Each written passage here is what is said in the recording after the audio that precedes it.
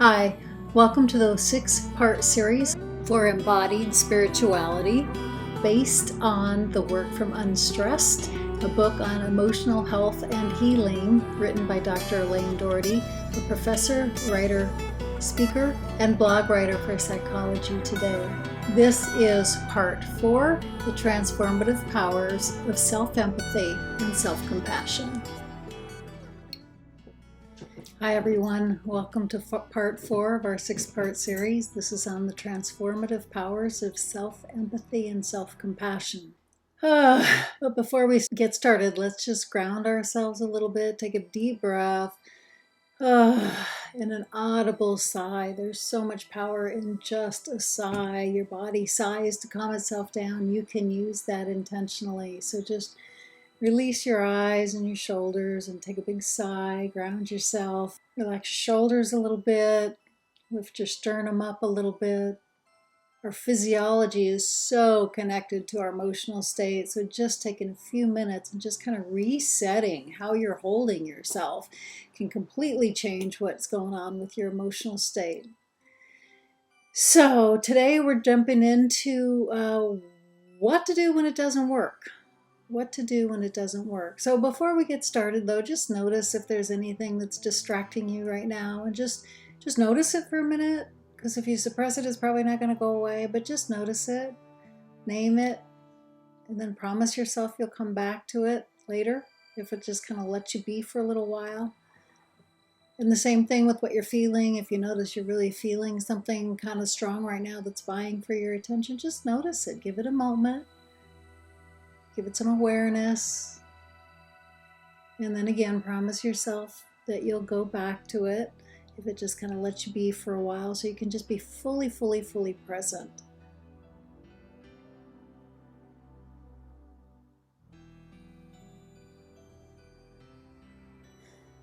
So it's a whole different way of being, just to bring yourself present.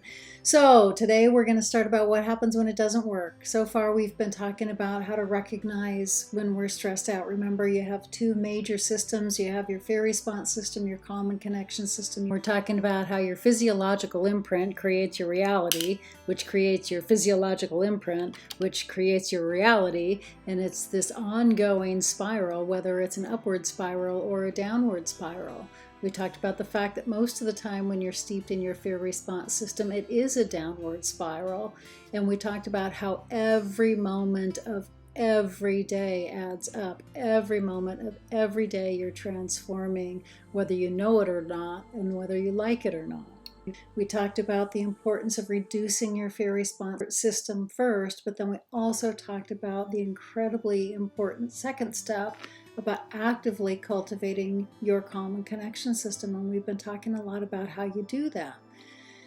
So the next question is, what do you do when it's not working? We talked about the importance of recognizing when you're triggered, releasing its emotional buildup, replacing with a different system. So what happens if you recognize, if you release, you're trying to replace, and it's just not working because something below that line, and we're going to come back to that emotional chart in a little bit, but something that's kind of really activated in your fear response system just isn't letting you loosen your hold. And so today we're going to talk about what you do then, how you begin to really re-script some of the more problematic behaviors or problematic responses, reaction behaviors that come up and throw your system off balance. And again, I don't use positive and negative because I don't believe when we did that emotional charting, I don't believe what was below the line is negative. I believe that it's something out of balance that is kind of vying for your attention to get healed. And so how do you do that? What do you begin to do when there's something below that emotional chart that is vying for your attention and really beginning to try to not, it's not loosening its hold. You're trying all the things that we talked about and it's just not loosening the hold. What do you do then? Before we start though, I want to tell you the story of Kendra, because Kendra had a process through this material that was very appropriate for this session on self-empathy and compassion. Now, Kendra was a woman, and wasn't happening during the time of coronavirus, but it would be really appropriate to tell this story now because it was very similar. And her grandmother was very sick and ill, and she was probably going to die. She had a terminal illness and she was probably going to die. And she wanted Kendra to take care of her. Now, her daughter, who was Kendra's mother, so the one that was kind of in between, wasn't in the scene anymore. And she just really needed some help and wanted Kendra to offer that help. But she also wanted to spend as much time as she could before she passed away. And so she asked Kendra. Now the problem is that Kendra wanted to be there for her grandmother, but there was something in her that was so triggered by it. She was upset she couldn't be there for her grandmother in the way that she felt like she should be. She felt like she was being opposed upon, and she just had all these really conflicting feelings coming up when all her grandmother was doing was asking for some help. And Kendra was feeling like she was being pushed. She was feeling like she didn't have the time. She was feeling, and then she hated herself for all of that, because there was a really important, deeper part of her that just really, really, really longed to be able to be there for her grandmother. But the truth is, she loved her grandmother. Her grandmother was the most important person in her life. Had raised her. The best memories of her life are with her grandmother when she was young and growing up. But she just couldn't get past the shame and the anger and the perception that her grandmother was just demanding too much of her. And she knew it was out of context for the situation, but there was something that was holding her back. And so she was she was really struggling with this. And so she came to talk to me about this. And so she kind of went through this whole process. And so I'm going to weave her story throughout this and kind of share with you what her process was as we went along. So before we get any deeper into this material, what I'd like you to do is I would like you to get out that emotional charting exercise that we did back in the 2 sessions ago, I think. And what I asked you to do, and again, I hope you still have it. If you don't, then I'd like you to redo it, because this gets to be pretty important. What I asked you to do was draw a line down across the middle of a piece of paper. And I was very careful about the way I worded it. I asked you to write down words that symbolized emotions, not things, but words that symbolized emotions or experiences that make you feel good above the line, and words that make you feel bad below the line. And remember, the embodied experience was all important here, because the embodied experience of making you feel good obviously is then creating all of the physiological changes that we've been talking about that are life transforming for you. Also, then all the words below the line that are words that make you feel bad. I mean, authentically have an embodied experience of discomfort, because again, then those are the words that are activating your fear response system. So above the line are words that cultivate your calm and connection system. Below the line are words that activate your fear response system. And again, I'm very careful about not saying positive and negative, because I think that there's a reason why certain words are below the line. And not everybody's the same here. Not everybody would put the same words above and below the line. Some people that have a word above the line somebody else might have the word below the line, because it's our embodied experience. And again, our embodied experience of any emotion is what we felt when we learned what that emotion meant. So some people may even put the word love below the line because they had a really bad experience of love. And so their embodied state that comes up when somebody says that word is not what we would characterize as what love means. So I'd like you to get that out. I'm gonna pause. I'd like you to pause the recording so you can get that out. If you don't have that, again, I'd like you to try to do this really quick. So again, you just draw a line across the middle of the page, words that make you feel good above the line, words that make you feel bad below the line. Again, I'm giving you an example right here. These are just my words. Everybody's words will be different. There are no right and wrong answers. Again, these are just kind of an example of what your chart might look like. And so let's look at that chart. Again, the words above for you because the way I asked you to write it should carry an embodied experience that is life transforming. The words below the line are probably words that activate your fear response system. So what happens then?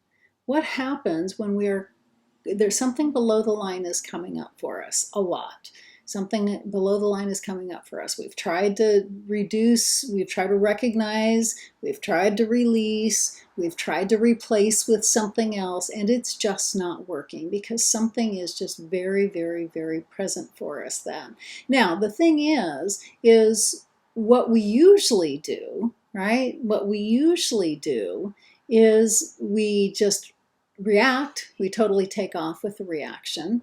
We have something that comes up below the line that totally takes over our body and we react and we go along with it. Or we suppress it, right? We're good people, we're religious people, we're spiritual people, we're people that have it all down with, kind of understanding what it means to be a certain way in this world, and so we just suppress it. Doesn't work. Or even worse, we blame, shame, and judge ourselves for having the experience. And so none of those work because all of those still carry the embodied experience of your fear response system. Whether it's just under the surface or whether it's totally reactive, it's still there. And again, we're just transforming to more of what our embodied experience is. And remember, our neural nets are forming to what our authentic experience is. And so there is a fourth way. And the fourth way is to come back around and retrain those neural nets through self-empathy and through self-compassion by actually holding what's below the line in a different way. So the big question is here, what do you do with the bottom of the chart? And so this whole part here is healing through self-empathy and self-compassion, and it can be a very, very, very powerful exercise for the times when we're not feeling so good, when the time that it's not so easy to shift. Because again, I shared with you before, I'm going to share with you again right now. I often say shift when you can, heal when you can't. When you're not in a place where you can easily shift to a heart-based emotion, or you're not in a place where you can easily shift to gratitude, maybe then something below the line is kind of trying to get your attention because it really needs to be rebalanced or it really needs to be healed. Remember that trauma, big trauma, little trauma, is not in the event anymore. The event's over. But where it is wired in our neural nets. And so what we need to do then is we need to start looking at what these experiences are, why these experiences are coming up for us, and then give them a different response pattern. So when we go back to the spiral of becoming, remember every moment of every day you're becoming something. And then you have behaviors and reactions and choices that spiral off of that main spiral at any given point in time. So if we are constantly trying to suppress, our spiral of becoming is still becoming that downward spiral. If we are constantly reactive, our spiral of becoming is still, if we are repeating the same patterns, or if we're blaming, shaming, and judging us, we're just creating spirals of blame, shame, and judgment. So then again, we're going to talk about what that fourth possibility is. And that fourth possibility not only can retrain us, then it really begins to bring that downward spiral back into an upward spiral, even when we're facing the difficult. So two things need to be in place for truth healing to happen. The first is that you need to be in the right physiological conditions for healing. In other words, you need to be receptive to having a shift, and you can't do that when your fear response system is in control. And so this is going to be really important when we start talking about self-empathy and self-compassion. The next piece is that you need to break the old neural wiring and you need to provide new neural wiring. And so we're going to talk about steps that are going to be able to create both of those conditions so you can experience what real true healing feels like. So let's look at the first piece where you need to be in a certain physiological state for healing. In other words, you need to be open, you need to be receptive, you need to have a calm system overall, because a chaotic system can't heal. And so let's go back to, first of all, remember that you are your synapses. In other words, that you're always and constantly and consistently creating the capacity for more of the emotional states that you routinely reside in. So let's go back to that chart. Let's look again at the bottom of the chart. When something comes up for you that you just can't begin to, remember, shift when you can, heal when you can't, but something is coming up strong. It needs to be healed. It doesn't need to be suppressed. So let's talk about the things that we usually do. Again, suppress. Guess what? It's still going on. You're still below the line in the chart. So just look at the chart for a minute. Now, above the line in the chart, again, that's when your calm and connection system is engaged, and that's when your calm and connection system contributes to healing, right? So if we are suppressing, then we're just still exhibiting, maybe subconsciously, maybe just below the surface, but we're still embodying the states that are below the chart. And again, I'm not saying those states are bad. I'm saying existing them in them too long creates the capacity for more of the same. So suppressing doesn't work. You're still there. Reacting, obviously, doesn't work. You're still in one of those states and you're just perpetuating those states. Blaming, shaming, you're judging yourself. Guess what? You're just creating the capacity for more of the same. You're still below that line. So if you look at that line, the words below the line are in a physiological state that's absolutely contradictory to any state of healing. So let's look at another possibility.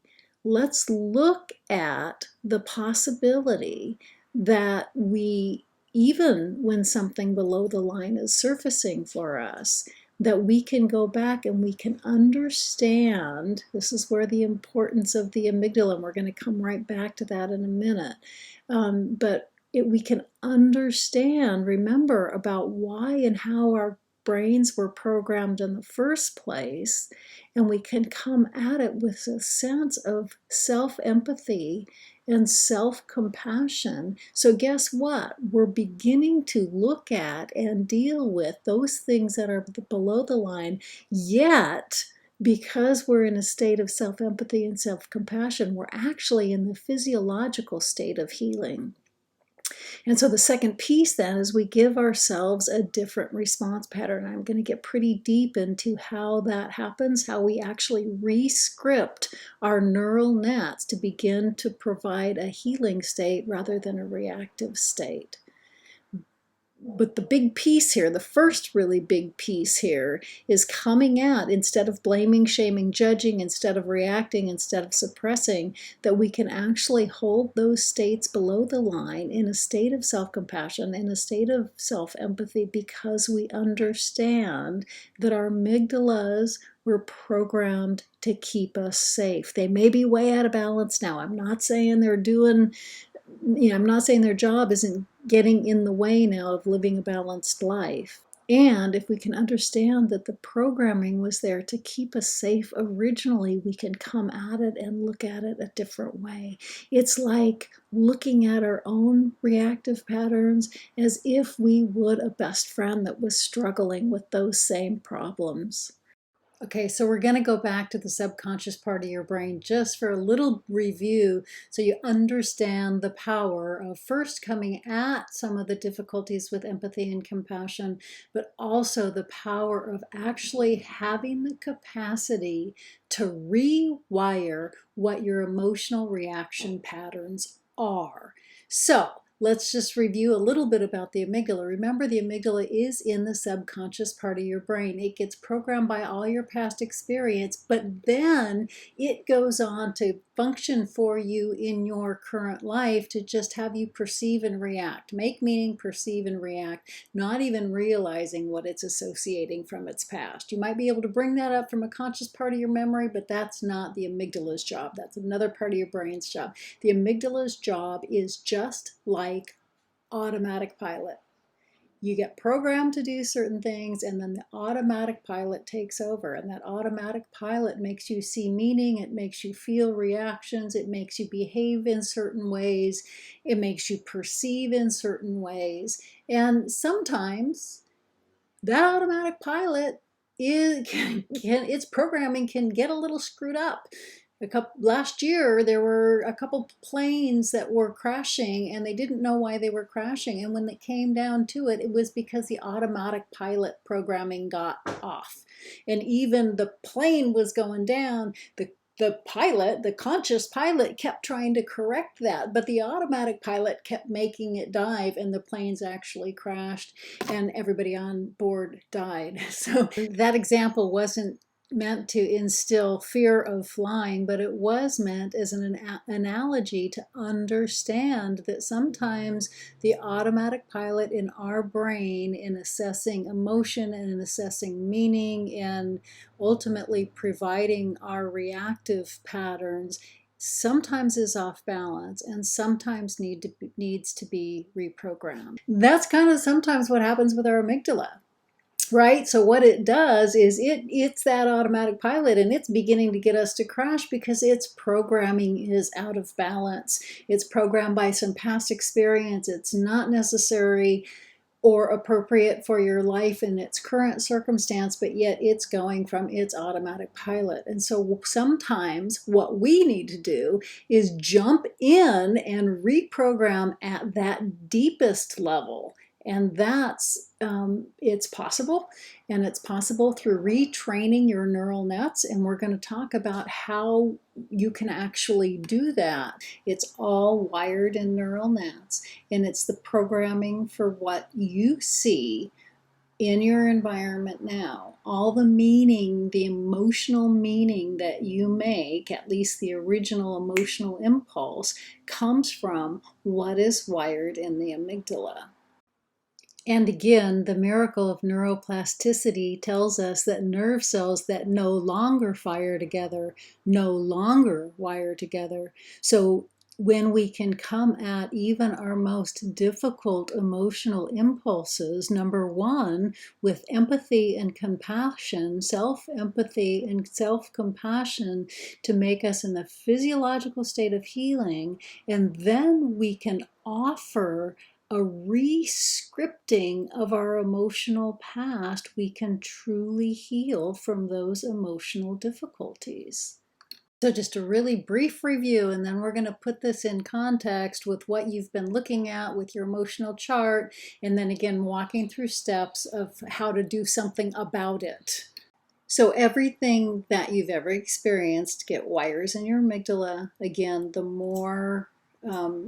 the stronger the experiences, the stronger they get wired, and that serves as your programming for you to perceive everything that's going on in your current environment.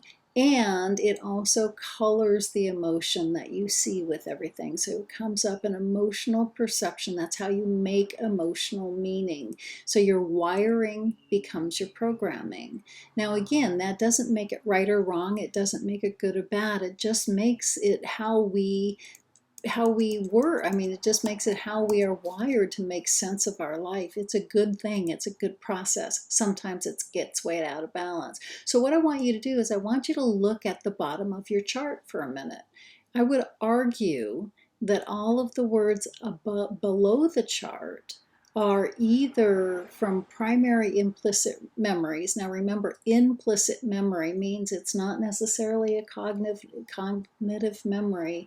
It's that memory that gets wired in our amygdala to make sense of our current environment, and it comes up as an emotional reaction.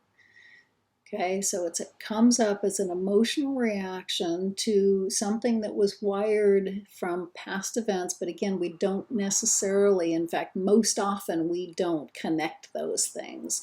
Most often we just feel the way we do and then want to validate the way we feel the way we do. So what I want you to do is I want you to look at the bottom of that chart.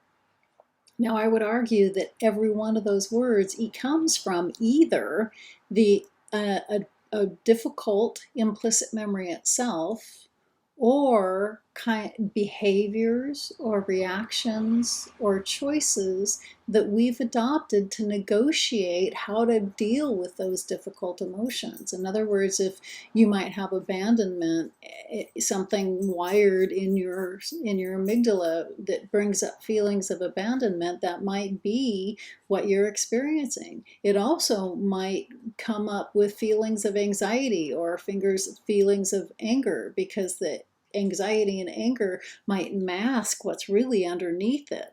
So usually it's the more tender emotions that are underneath it, but then we also have some kind of behaviors that, it's easier to feel angry than it is to feel abandonment. And so I would argue that all of those words are some implicit memory that has been a difficult implicit memory, or a way that we've just learned how to negotiate our life through that.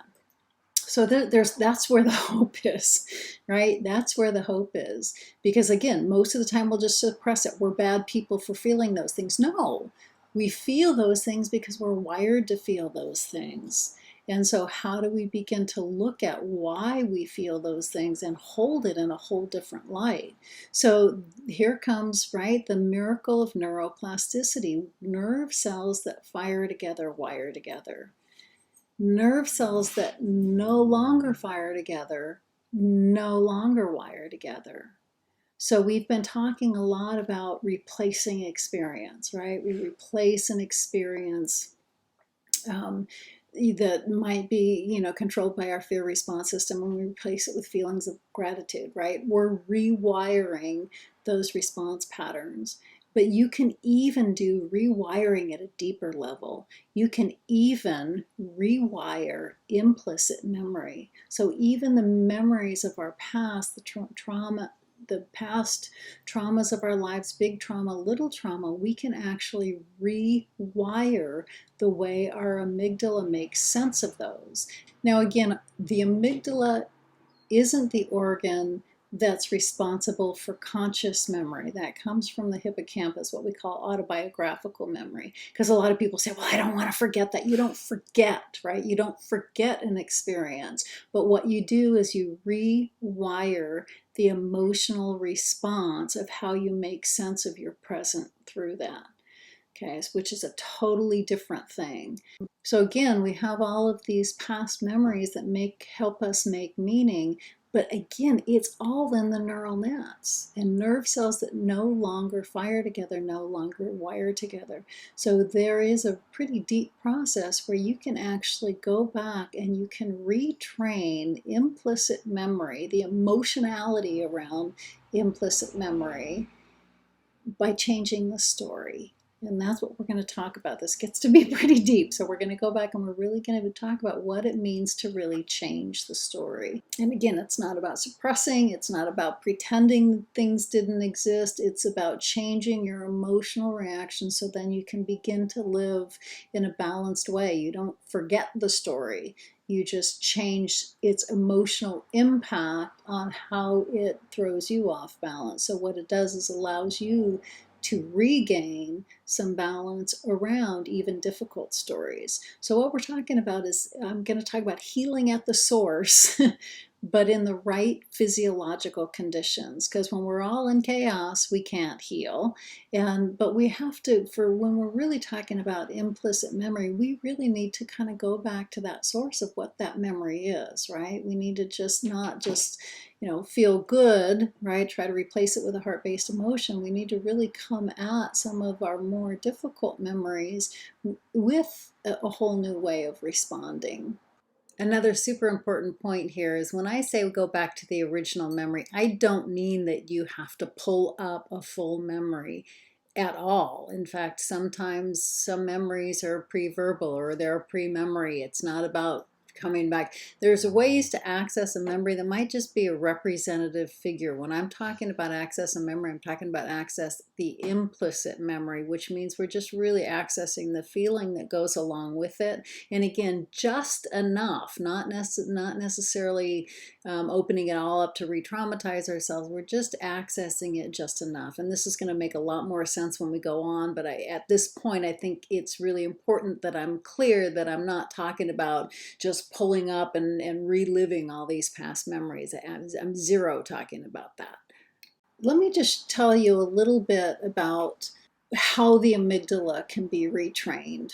Okay, we're going to go further. We're going to go back to Kendra's story in a little bit, and we're going to go back to more real specific focus on empathy and compassion. But I just want to share with you an idea of how your amygdala, even when it's chaotic, can be retrained.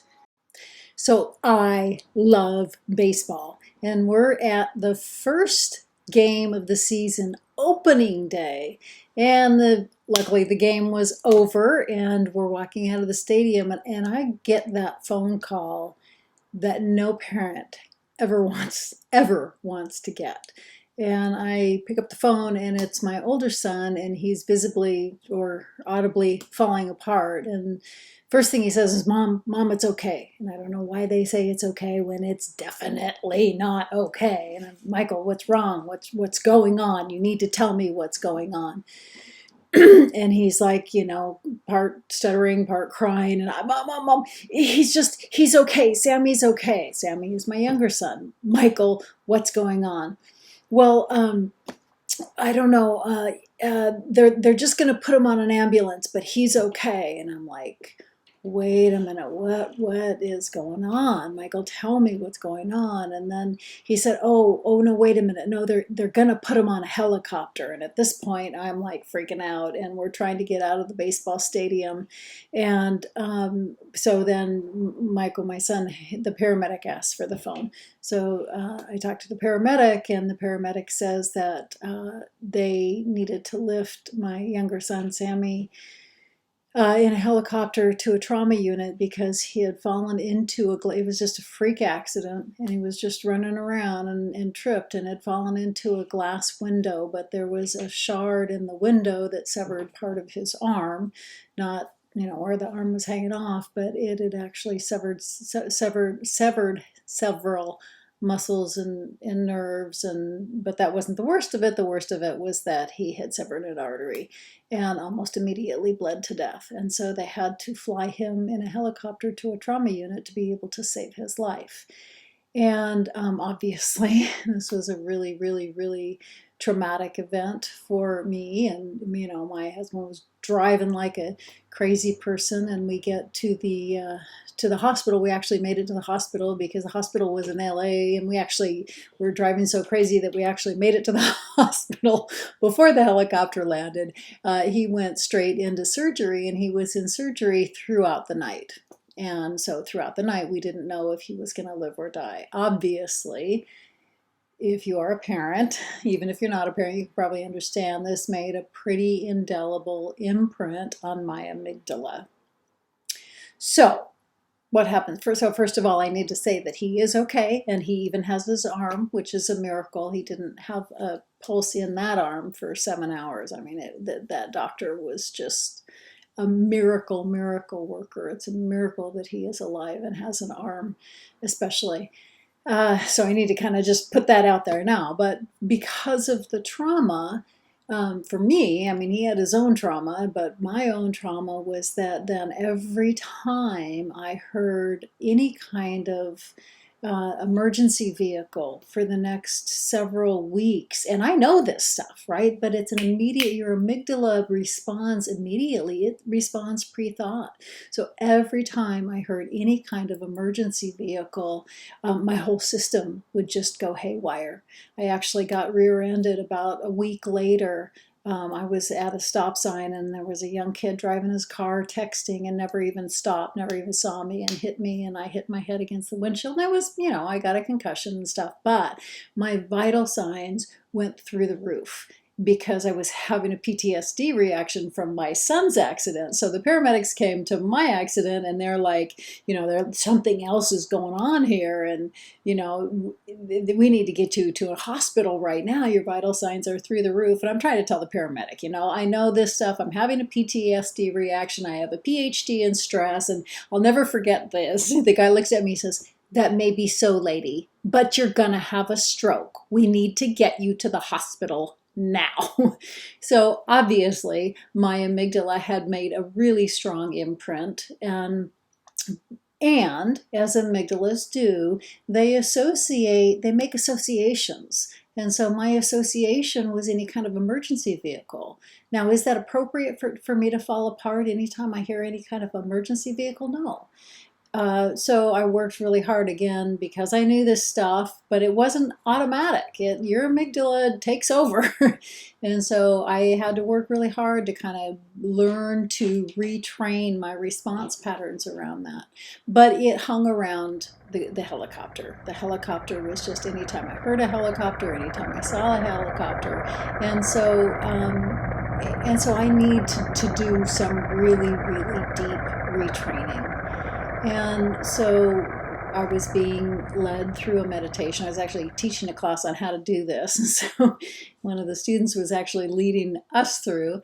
And what my process through this was, I was kind of really deep in a meditation. So I was really in a receptive state. And then all of a sudden the helicopter starts coming. And I heard a voice, and the voice was, I was with him the whole time. And then I heard a female voice too, and the female voice said, and I was with him the whole time too. And but I was in such a deep meditative space that began to be my story. See, again, I'm rewiring my neural nets. Even though the story is in my imagination, I went to that place enough, right? And this is what we're going to talk about. You go to the past memory enough. You don't have to relive the past memory, but you just go to it enough to unlock the neural nets and then provide a different experience. And that different experience can be just an imagined experience. Your brain doesn't know the difference between what's vividly imagined and what's true. And so if you can go deep into a space enough to kind of unlock the neural nets associated with that memory and then provide a different experience, and again, the different experience can just be in your imagination, then it begins to rewire a different response pattern. And I experienced some really super deep healing through that meditation. Because again, if you're a parent, you know that parental guilt. I carried all kinds of guilt around that accident. Now he was 16 years old. He was way old enough to be home alone, and there's the guilt that I was carrying around, it was not really founded. But if you're a parent, you go there. And so there were some things that were really out of balance in my system that I needed to retrain because it wasn't helpful in my day-to-day life. It wasn't helpful for me to fall apart every time I heard a helicopter, every time I heard an emergency vehicle. And again, I just experienced some really, really, really deep healing.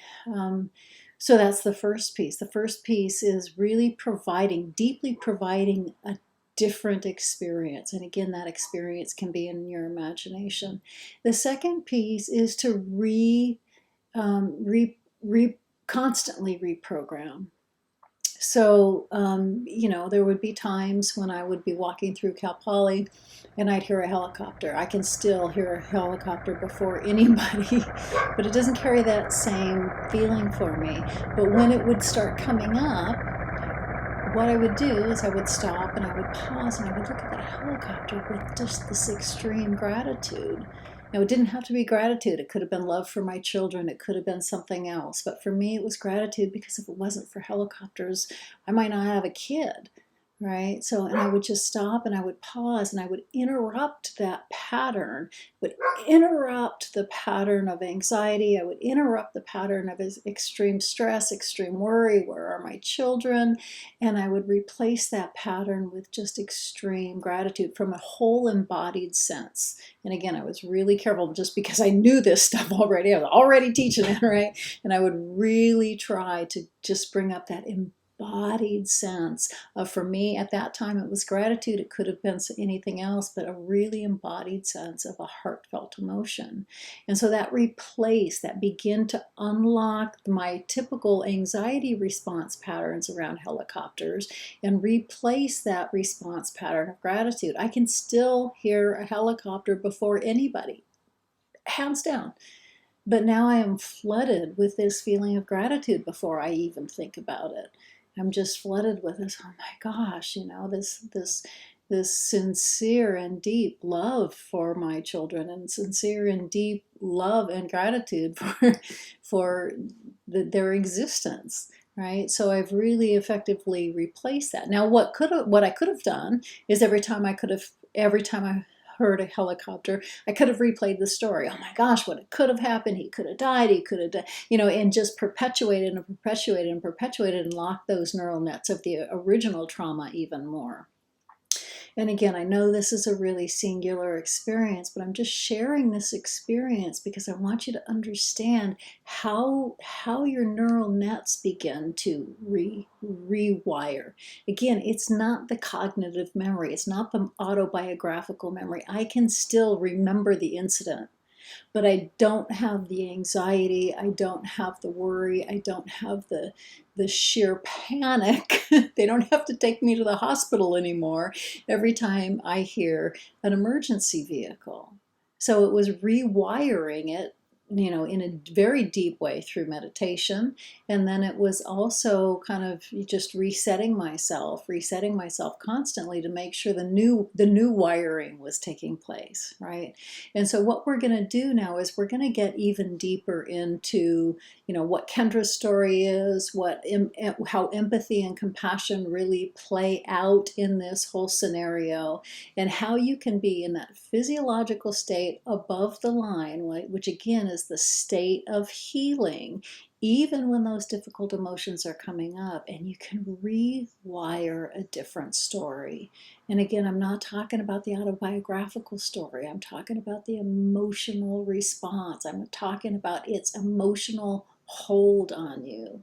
And when you can rewire that emotional hold on you, you can bring up the cognitive story in a whole different way. And you can let that cognitive story play a whole different role in your life. And it really is about cultivating self-empathy and self-compassion.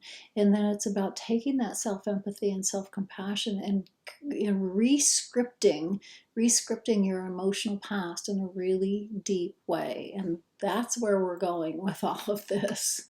Okay, so let's boil this all down, and then let's move forward in really concrete steps in the way that you can actually put this to work in your own life. So first of all, again, 2 conditions of healing. You need to be in the right physiological state to be open and receptive to any kind of healing. Second, to really heal at a deep level, you need to rewire the emotional programming that may be problematic for you right now. Again, the emotional programming that's kind of creating all those states of being that were below the line on your chart for you. So I want you to just think about your chart for a minute and just think about kind of what it is for you of those things that come up. And I just want you to, I'm just going to tell you a really brief story about a man that really put this to work. He was a man that grew up as a child in the Holocaust, and so he had obviously a lot of recurring trauma around that. And what he would do, what he began to adopt this behavior that when he would feel the old familiar dread or triggers or response patterns beginning to consume him, first of all, he would go into that state of course. Of course, you went through a lot. It's okay. Of course. Holding with empathy and compassion. Again, instead of beating himself up, he's holding himself in a state of empathy and compassion, even in regard to understanding when something difficult is coming up. Second thing that he would do, he would go deep into his imagination, and he would imagine a magical tricycle coming down and just stealing him away and flying away from all the conditions that he faced when he was a younger boy. And again, did he change the real narrative of the story? No, but did it change his emotional hold over what he was experiencing and re-experiencing in his current life? Absolutely. And that story comes from Louis Cozolino. He was a therapist, and he worked pretty deeply with a man in this process, and that was his story. So Again, couple things, right? Physiological conditions. So I want you to look at your chart for a minute. I want you to look at those words that you wrote below the chart. Now I want you to imagine if somebody that you loved, an absolute best friend, best friend, came to you and was struggling with one of those words below the line on the chart. And you knew their backstory. You knew kind of, you might not have known it in depth, but you know kind of the issues that they've dealt with in their life. And what would you do? You would fully hear and fully witness their story and then be moved to help them. You wouldn't blame or shame or judge them for having them. You would fully witness and you would be moved to help them. And again, that's empathy and compassion. So why would we do that for a best friend and we wouldn't do that for ourselves? When we personally have something that comes up, what do? We blame, shame, judge, beat ourselves up. And again, doesn't put us in the right physiological condition. And so I want you to imagine being your own best friend in this situation. And we're going to kind of move there in a minute.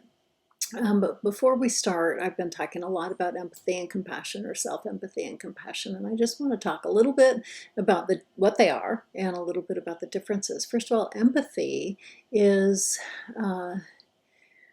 being with, right? It's the need or the desire to be with somebody in their pain, fully witness somebody in their pain. Compassion is the second step of being moved to do something about it. Both steps are necessary. If you move to do something about it before somebody's fully heard, they don't feel heard, right? And feeling really heard in their own story and their own pain is really important. And yet, if we don't, research has shown over and over and over again, if we don't follow empathy with compassion, what happens is it can become its own form of distress, because we just, we're in the pain of another person and we don't have this perspective taking. So for empathy to be effective, there has to be a perspective taking. In other words, you have to not be consumed. You aren't the other, but you are being with the other, okay? So again, then the necessary second step is to follow empathy with compassion. So what does that look like? Again, I like to describe this as the jump from mindfulness to heartfulness. Mindfulness, again, is that full presence and witnessing. Heartfulness is then the next step to fully engage, or reducing your fear response system. You're reducing your fear response system by fully hearing the story, but then engaging your calm and connection system by following with love, or following with compassion, or following with some desire to change the story.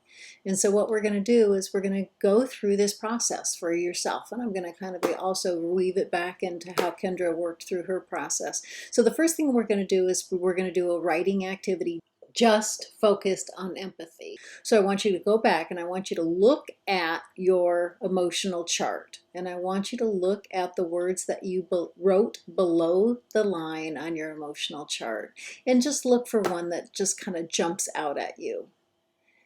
And so what we're going to do is we're going to do a writing activity, and the first writing activity is cultivating self-empathy.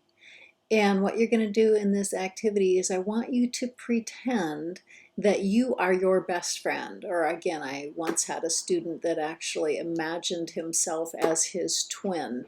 And so all at once, you're the person telling the story, but you're also the person witnessing the story.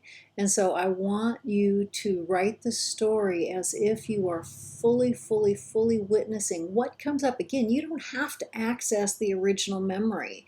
You just need to access kind of the associated emotions with kind of why they might be there in the first place. And so what I want you to do, again, it's not a cognitive process. It's a brain, it's just kind of a stream of consciousness process. So I want you to pick one of those words, or the word that most jumps out at you right now, and I just want you to let the pen write you as if you are telling your own story. And again, all at once, you're the speaker and the listener.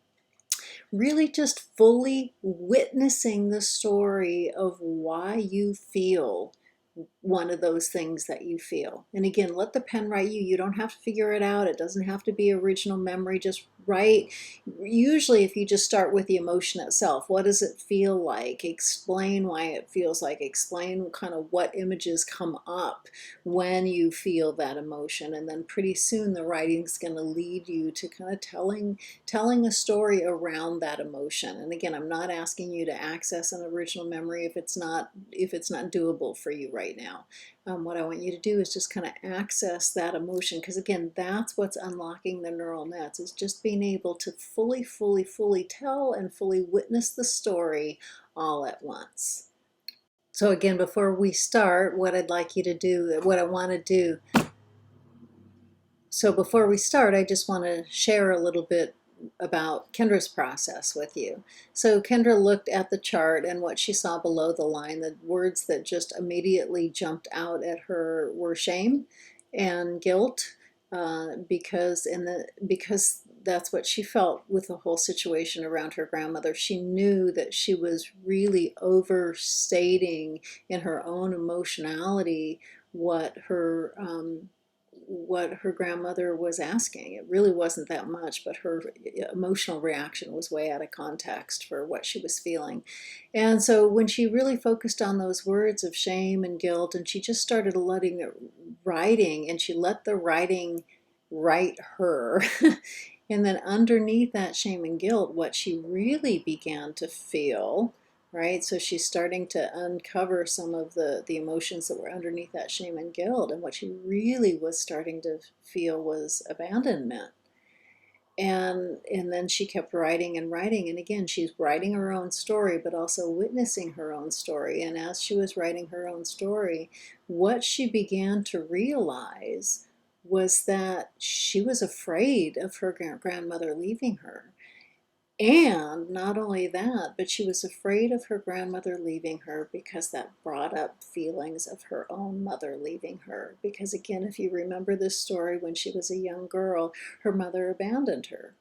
And so all of that stuff was coming up and she didn't, it was all under the surface. She didn't realize all this stuff was coming up. All she was doing was feeling really frustrated at her grandmother for asking her those things. And once she really realized that she was feeling the abandonment from her mother, she was feeling the shame and the guilt, then she could hold those in a whole different way, of course. Of course. So pause the recording and take about 10 minutes to write. More if you are called to do so. So again, it's always the necessary second step to follow empathy with compassion.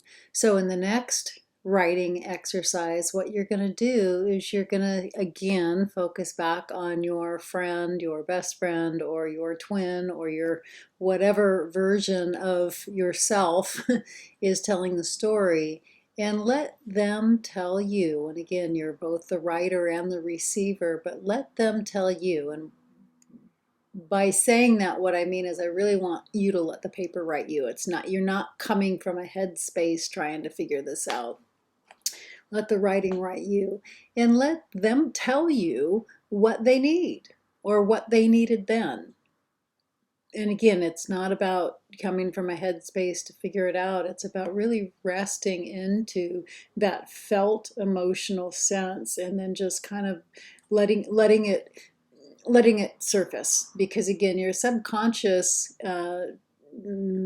emotional programming can come to the surface if you kind of give it the right circumstances. And so what we're trying to do here is just by the stream of consciousness writing is just create the right circumstances that what you know you need for healing, or what you know you needed then for healing, to be able to come to the surface and to be able to voice that. But before we do the writing, again, we're just going to pause, and I'm going to let you do the writing in a minute, but I just wanted you to tell you a little bit more about Kendra's process.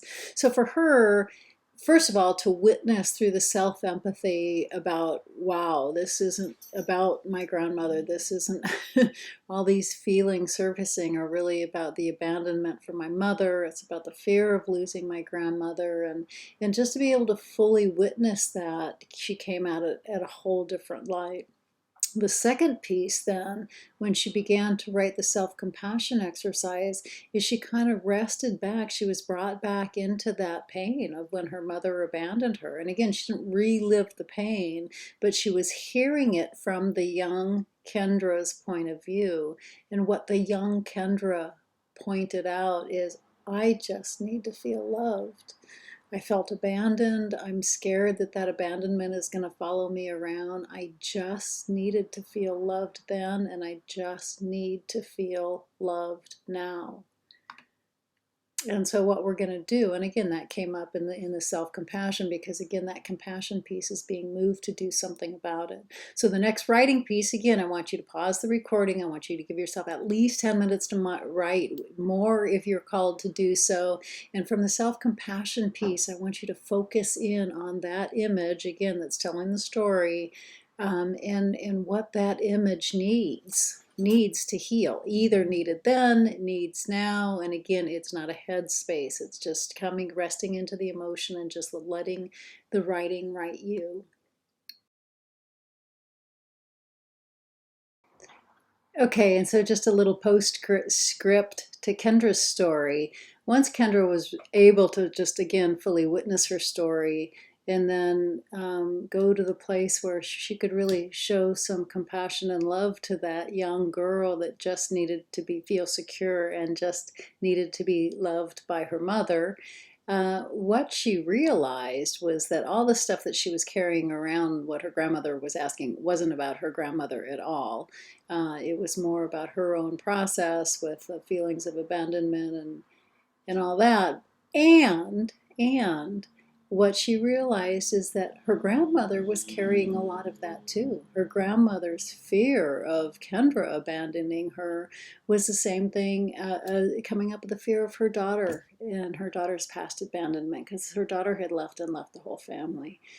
So not only was Kendra able to be more empathetic and more compassionate to her own story, but then to be in a fully grounded space, to be able to be with and witness her grandmother's perception of the story was a really moving postscript as well.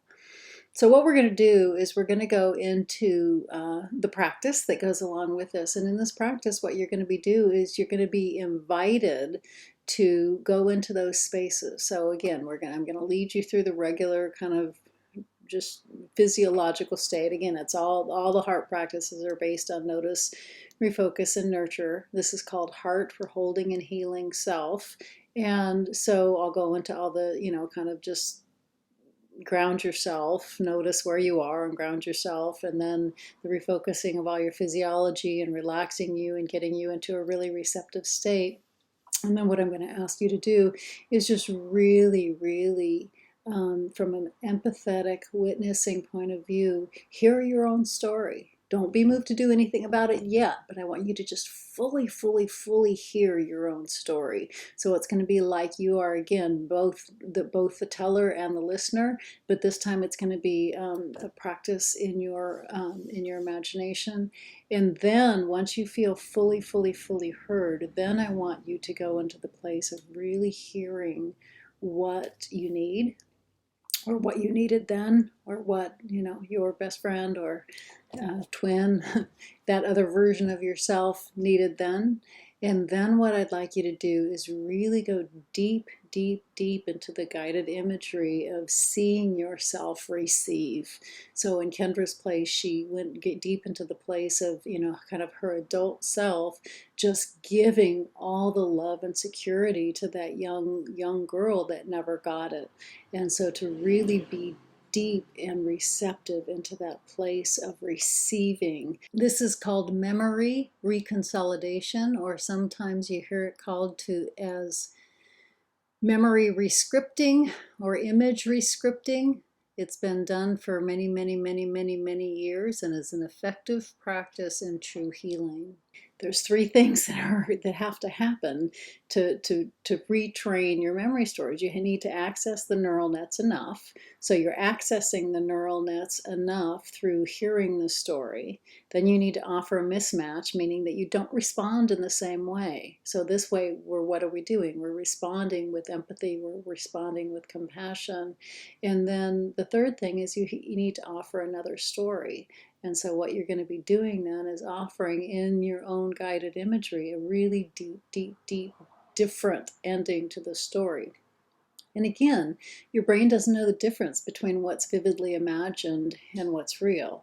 You're not changing your conscious memory. What you're doing is you're rewiring your emotional patterning around the difficulty, which is a whole different thing. So get into a place where you're comfortable, where you're going to be able to have at least 25-30 minutes of uninterrupted time. There'll be a little bit of an introduction to the practice, and then you'll go into the practice.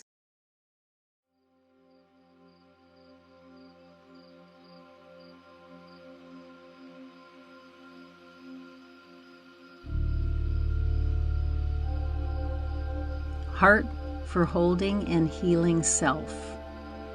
Introduction. Heart for Holding and Healing Self invites you to restructure the neural nets of a difficult emotion by re-scripting your emotional programming. Also, remember, in all the heart practices, the notice and refocus steps are the same. It is the nurture step that is specific to each practice. The nurture step in this practice uses deep imagery to reconsolidate problematic emotional memory, the buried emotions within you that cause reactivity. In this practice, the nurture step invites you to first let your imaginary best friend or twin, whom you identified in the exercise and reflections in the book, share with you why they feel the way they do when they experience the difficult emotion you identified. This would be similar to what you wrote in the Cultivating Self-Empathy exercise. Your job is to just hold your best friend or twin and witness their story from an empathetic, yet non-judgmental and non-reactive presence. You are all at once your deepest self doing the witnessing and the twin telling you their story. Second, after giving sufficient time for fully witnessing your twin's story, let them tell you what they need now or needed then for true healing. It may include both. From your deepest sense of yourself or your inner core, imagine yourself giving your twin what they most need to heal. Again, the more deeply felt the experience is, the more transformative it will be. Don't try to figure it out too much. Just let the meditation guide you. Let it organically unfold with your twin sharing their experience and telling you what they most need for deep healing. Most importantly, immerse yourself in the felt experience of both giving and receiving the healing. Find a place where you consider lay down comfortably, uninterrupted for about 25 to 30 minutes. Keep your journal close, as after the practice you may want to record your experience and any insights that came up.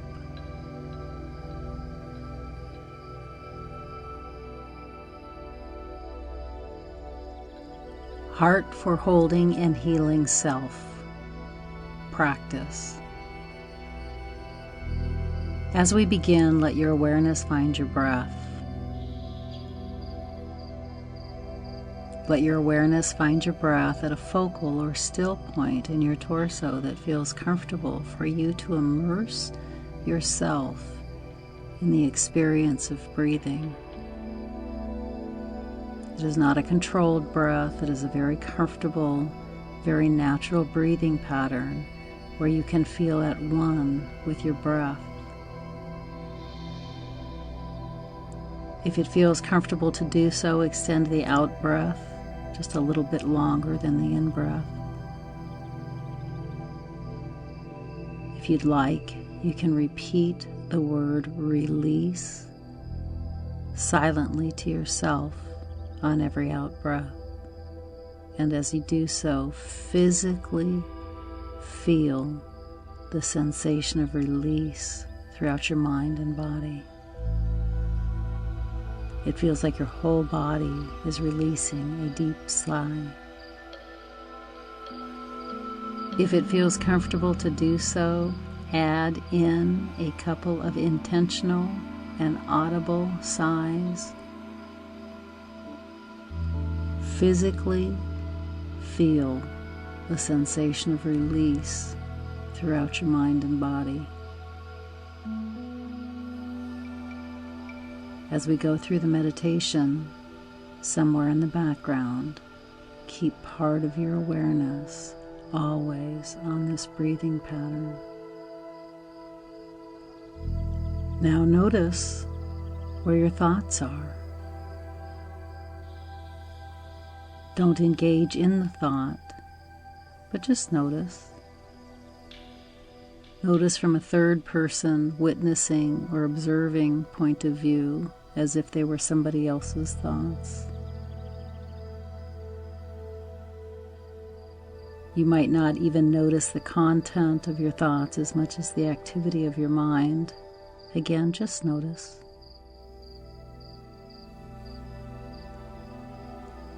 If there is anything particularly present, notice and promise yourself you will go back and deal with it at an appropriate time, if they will let you be for the time being.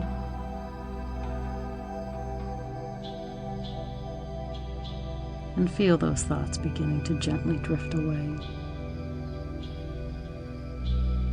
Now notice what you're feeling. Again, from a third person witnessing or a disengaged point of view, maybe even with a little curiosity. Don't engage in the feeling, just notice, as if you were observing somebody else feeling that way, maybe even with a little curiosity or surprise. Notice that what you are feeling may or may not have anything to do with what your thoughts are. Again, just notice.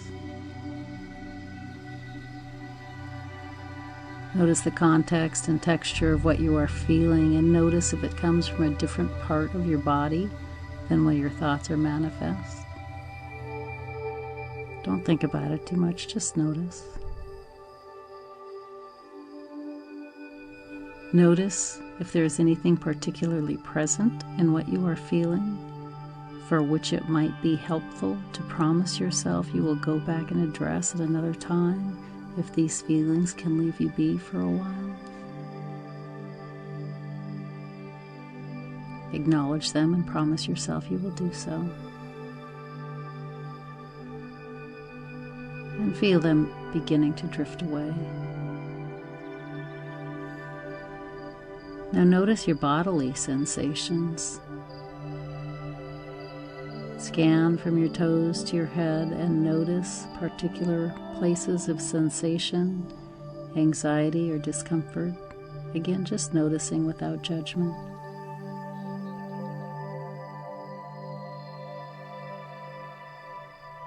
Notice the context and texture of those bodily sensations, maybe with a distant curiosity.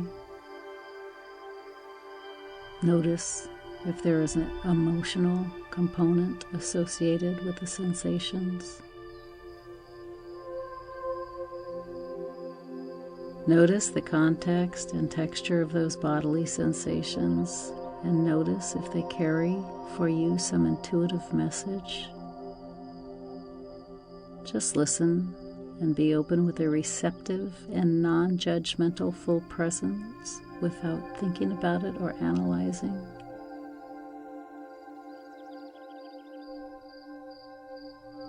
Now we will refocus your physiology to allow you to be able to go deeper with the meditation. Continuing to keep your background awareness always on your breath, bring your foreground awareness and attention to your eyes. Release the stress and tension throughout all the tiny little muscles around your eyes, through your eye sockets and behind your eyes.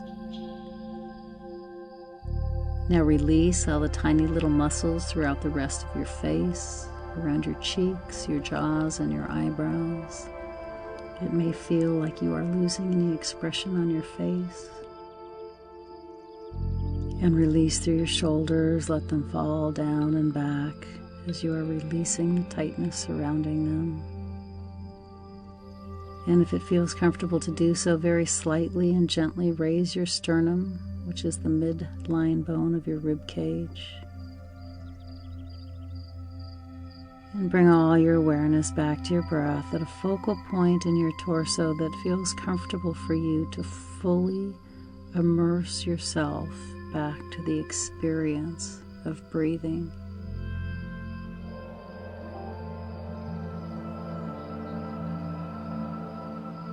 Now imagine a wave of relaxation starting at your toes and coming through and around your body.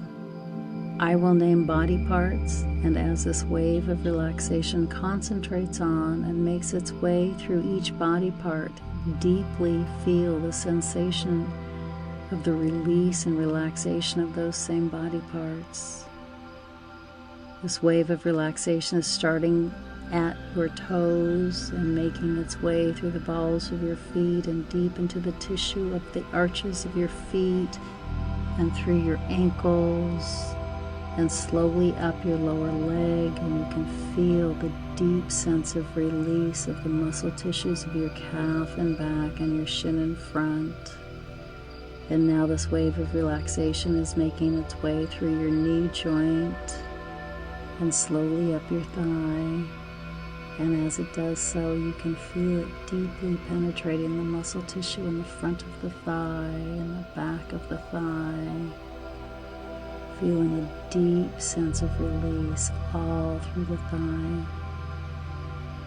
Now this wave of relaxation is making its way up through your hip joint and deeply releasing all the muscles and tendons and ligaments that hold the joint together.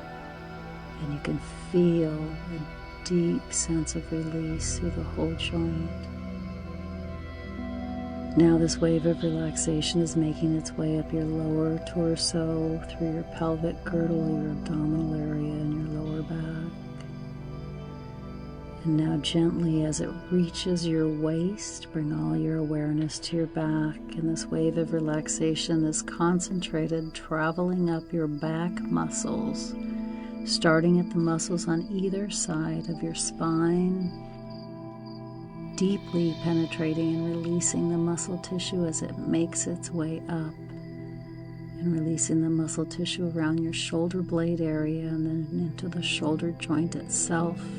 And you can feel your shoulders letting go of any residual tension, falling further down and back as your body lets go and releases. And now this wave of relaxation is simultaneously making its way down each arm, through the muscle tissue of the upper arm, the elbow, your forearm, down into your wrists and hands and fingers, and you can feel a profound sense of release of the stress you typically carry through your hands. And now it's at the base of your neck and slowly traveling up the back of your neck, deeply releasing the muscle tissue of the neck as it progresses. And now at the base of your skull, like a cap beginning to unfold and encircle your skull, imagine this cap of relaxation slowly unfolding around the top and the sides of your skull simultaneously. And as it does so, you can feel yourself letting go of any residual stress or tension that you typically carry all through your head. And now, like a curtain coming down all across your forehead and gently over your eyebrows and deep into the eye sockets and releasing through your face and your cheeks. Feels like you're losing all your expression. and around your chin and your jaw and down into your neck and throat. And now this wave of relaxation is approaching your chest area. And once again, you can feel your rib cage expansive and releasing any residual tightness or tension. You may feel a slight raise in your sternum, and all your awareness is back to being fully immersed in the experience of breathing at a focal point that is comfortable for you. There is nothing left but you and your breath. Now you will nurture or hold yourself in an intentional state of self-empathy. In this part of the meditation, allow yourself to notice a difficult emotion. For example, something that you might have written below the line on the chart that may be nudging for your attention. Don't let the emotion overwhelm you.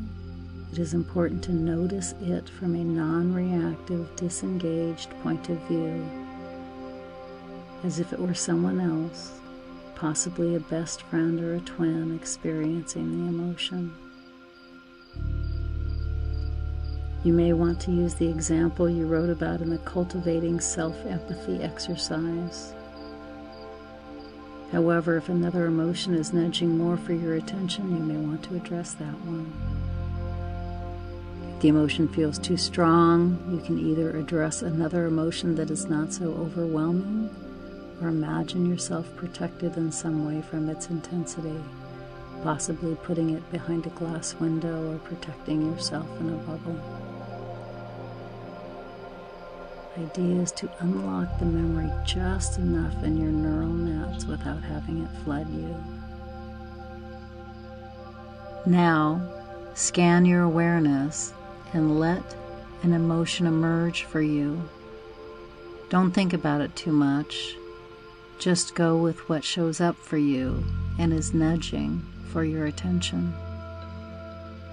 And now, from a disengaged, non-judgmental, non-reactive state of full presence, imagine you are witnessing or observing a removed image of yourself, possibly you at another age, a representative image of the emotion, a best friend or a twin telling you the backstory of why they feel that emotion.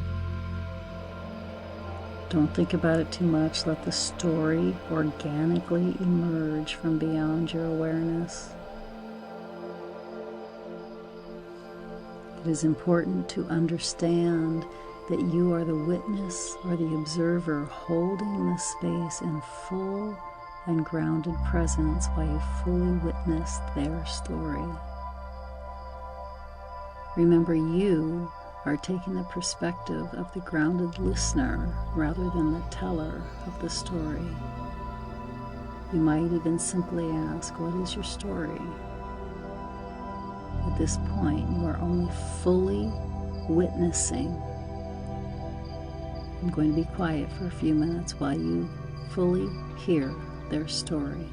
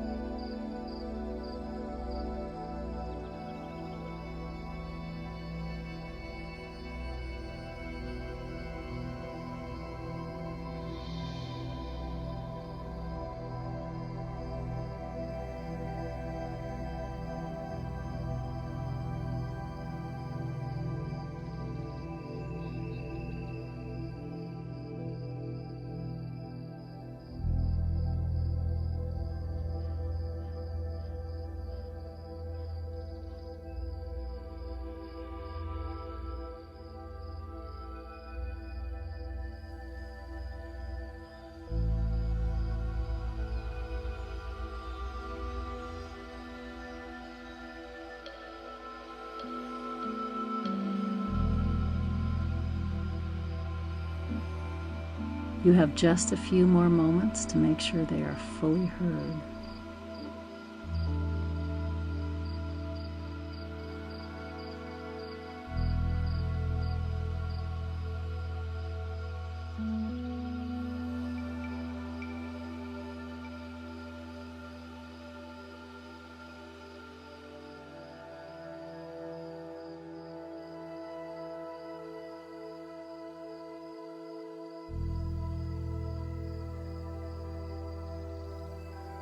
Now you will nurture a state of healing through self-compassion. After you have fully heard your subject's story, ask them what they need now or needed then for the difficult emotion to be healed. Again, don't think about it too much. Let the meditation and a representative image guide you. Hold the space to fully hear what they need.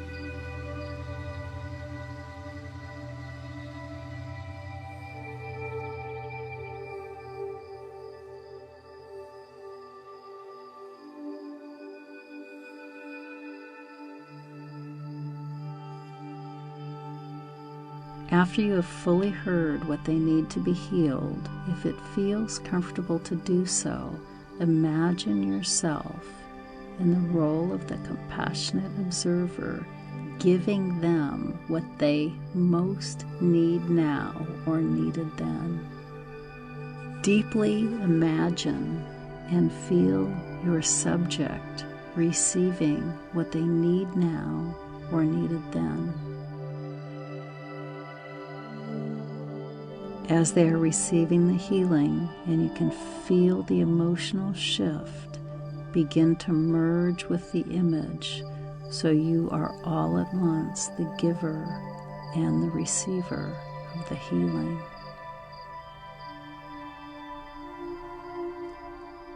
Deeply feel this experiential state of healing.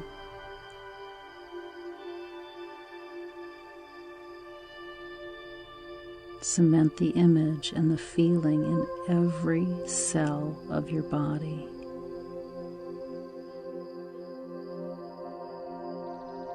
Cultivate a tiny smile. Gently raise your sternum and release your shoulders. And bask in this state of healing. I'm going to be silent for a few minutes. During this time, fully immerse yourself in the felt experience of both giving and receiving.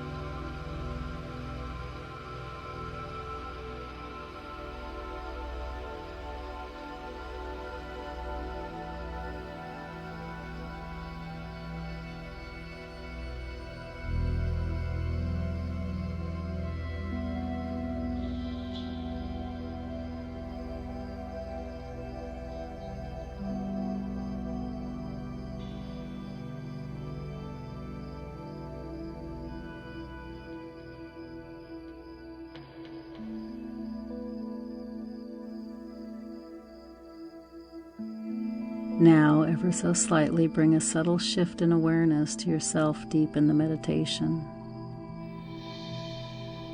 Don't come out of it. It's more like you are observing or witnessing yourself deep in this state. Continuing to bring an awareness of yourself deep in the meditative state, pause and reflect.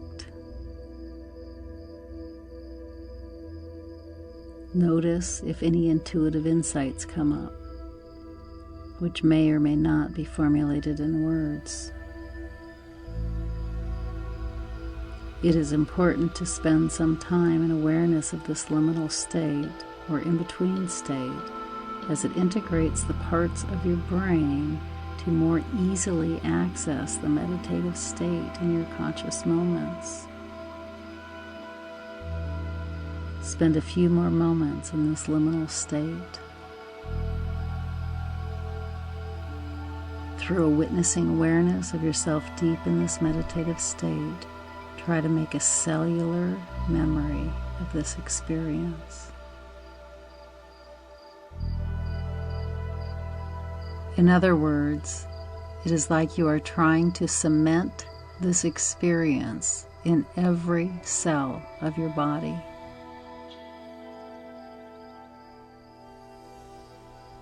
Now, at your own pace, begin to bring a little more awareness to how you're feeling, and more awareness to the sensations of being in your body. Move your hands, move your toes, and ever so slowly and at your own pace, make sure you re-ground yourself in your body by moving your arms and legs. Making sure you are regrounded in the room you are in. Take several deep breaths in. Open your eyes when you are comfortable. Pause and reflect for several moments and notice any insights and reflect on your experience. Jot down any thoughts about your experience.